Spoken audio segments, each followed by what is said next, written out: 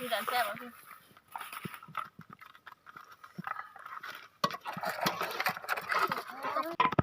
เอามือได้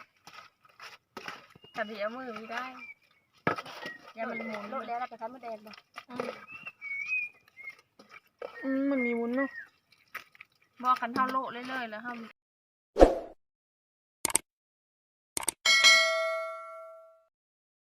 สบายดีFC ทุกคนผู้ติดตามและรับชมมื้อนี้ก็พบพ้อกับบ่าวละม่อนคือเก่าพ่อแม่พี่น้อง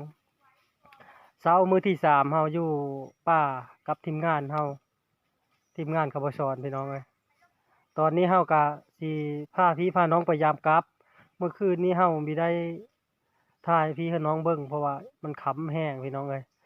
ตอนนี้ก็บ่ชอนกับบ่แม่นแล้วก็บ่พินแน่เพิ่นก็ไปก้อนแล้วล่ะพี่น้องเอ้ยตอนนี้เฮาก็สิไปตำหลังติดตามเบิ่งนำเฮาเด้อพี่น้องเด้อว่าเฮาสิมานอยู่บ่ยามกลับสำหรับเฮาไปยามเบ็ดมื้อเช้านี้ได้6โตพี่น้องเอ้ยปลาขอกังมีมาน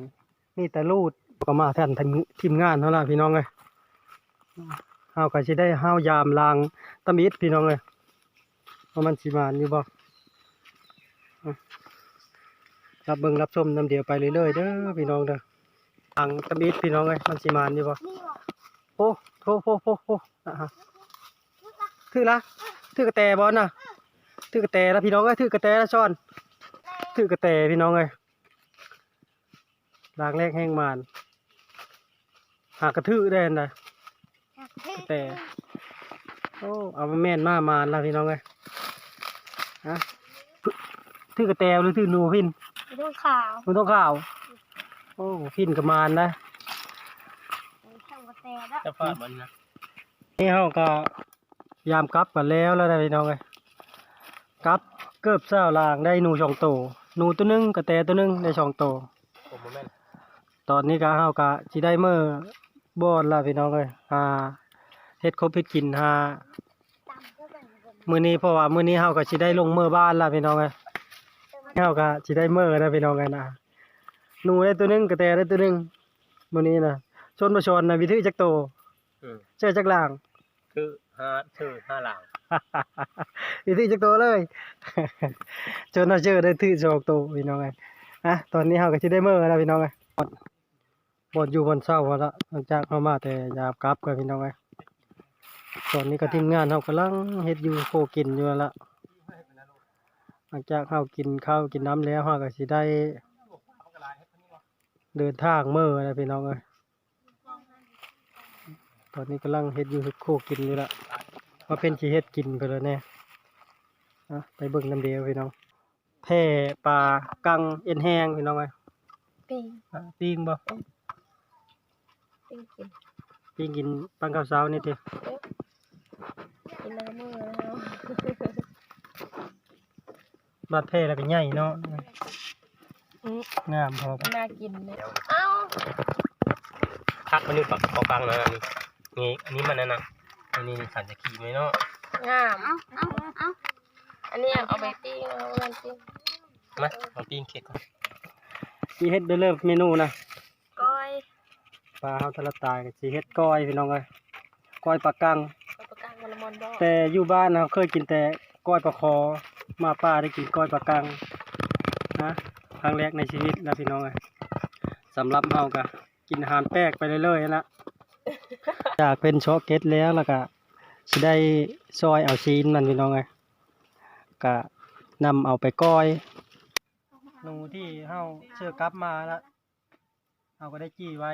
ย่านมันเน่า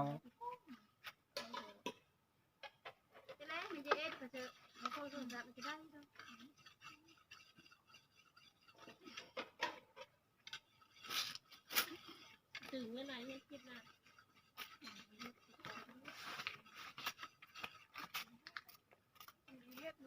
มันเริ่มกลมนะ ดูแล้วเนาะน้ำมันโต ปิ้งฟ้า ปิ้งเค้กก่อนปิ้งเค้กกินก่อน มันมาโตพร้อมนี่บ่ใส่โต๊ะอยู่ ทุก แล้ว เอาไม่ไก่ ทำบนนี้นุ้ยไม่ปิ้งเลยนะ มันนั่นตัวน้อยผมก็ไปปิ้งน้อยไปปิ้งตัวสุดท้ายที่นี่มันนั่นข้างนึงมันน้อยข้างนึงมันใหญ่กินอยู่ได้ ขอ ปากหม้อ หมดปลากระเฮือนแล้ว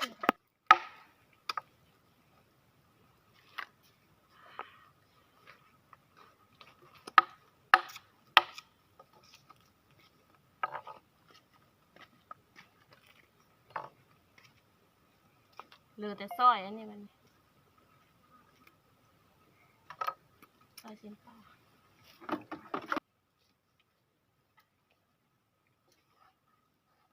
โอ้ยหนังเ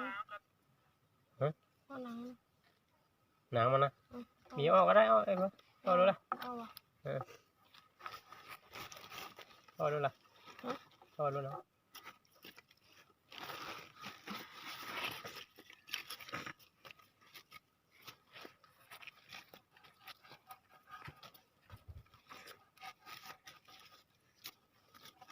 นี่มันก็เอามุมเพิ่ม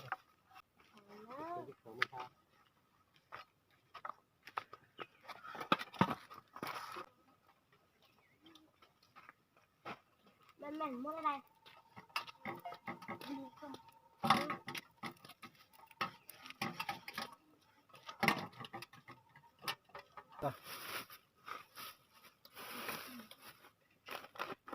มีชุบเลยมั้ง ตุกกะพ่อสำลาพี่หน้าผีกัน ว่าไม่บอก นี่พ่อสำลาพ่อ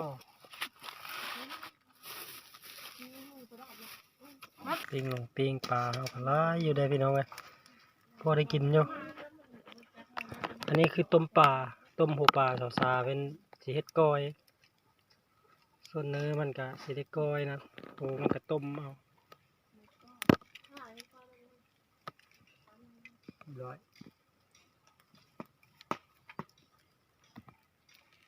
เบื้องชาวๆโลปลาที่เป็นซอยนะพี่น้องเอ้ยปลากลางที่เป็นซอยนะเป็นสิไปนำเอาไปโลแล้วก็50ไปคั้นมดแดงปลาที่เฮาก้อยมื้อนี้ก็หลังจากชาวๆเป็นโลแล้วเฮาก็สิได้มาคั้นมดแดงพี่น้องเอ้ยนั่นนี่เนื้อมันก็ขาวคล้ายกับปลาโดพี่น้องเอ้ยเนื้อมันนะเนื้อปลากังนะครั้งแรกในชีวิตแล้วเฮากินก้อยปลามื้อนี้นะอยู่บ้านเขาเอ็ดก้อยปลาคอกินมาพี่ชาก้อยปลากังให้กินพี่น้องเอ้ยเนื้อมันก็งามตอนนี้เฮาก็สิได้คั้นมดแดงกันแล้ว คนกล้าที่ผสมมันตื่นมันจะมันตื่นก่อนจะโลกโลเล่ก็ตายแล้ว เชื่อหลายยังแซ่บหลายนะ เสียลายจะบาย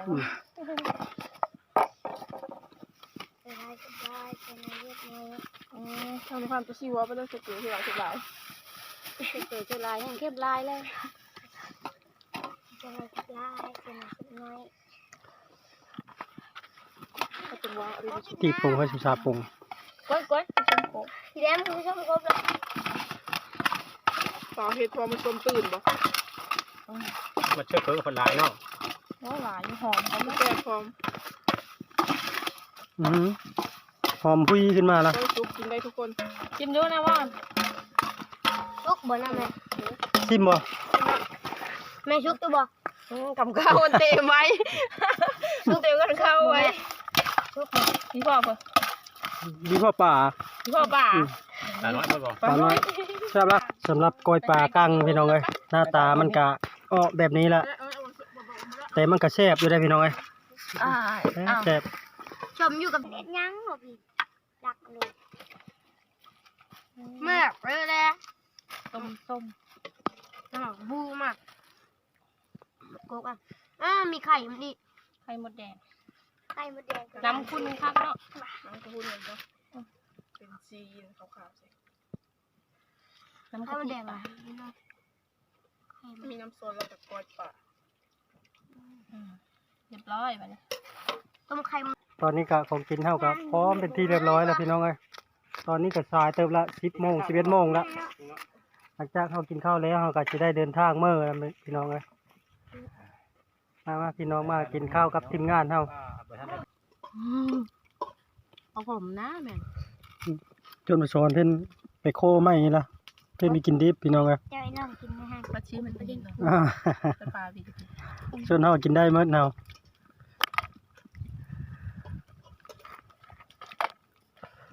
ขอขึ้นมีกินก้อยปลาบ่แล้วเบิ่งได้แบบนี้ ของกินเฮาก็ประมาณนี้ครับพี่น้องอ่ะมีปิ้งนำแน่กล้วยนำ ตายนะ กระถังมีชื่อตะเฮิรนเพิ่นมีชื่อเพิ่นแล้วมีชื่อสีมีชื่อเพิ่น มีอันตะแกรงเนี่ยห้องเฮ้ยมันเป็นตันนี่กระถังทำพดน้ำแล้วก็น้ำมันอยู่กระถังนี้มันแท้มันจะเงาะในพดน้ำกายช่วย งามพี่งามเนาะมาพูดตะเก่าเนาะ3 มื้อก็เอามา3 มื้อ ทำเงินได้แล้วบอก 3 มื้อเอามากิน ทำเงินหัวมาก็ขายเธอขายชวนเธอหอแล้วพูดเองนะ ฮานอยฮานอยที่เราปุ๊ฮานอยมัน โอเคใช่ปะโลนึงเลยโลนึง30 เดี๋ยวนี้ยังยอด40วันนี้ก็ชาวบ้านทำ เราเธอเคียวนั่นนะ เงาะเขาซื้อมาแล้วว่าเขาซื้อปลูกอ่ะเธอก็มีในการทำค่ะกินข้าวนี่ก็เมื่อแล้วแม่เธอเก็บเครื่องอ่ะเก็บเครื่องก็ลด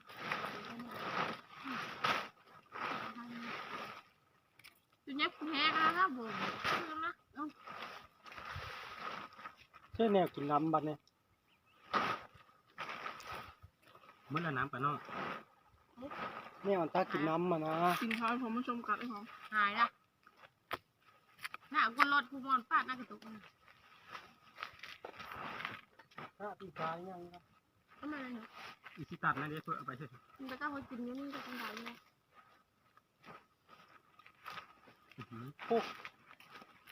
บ่พินเพิ่นก็ได้ไปหาล้างจานพี่น้องเอ้ยดุได้บ่พินนะ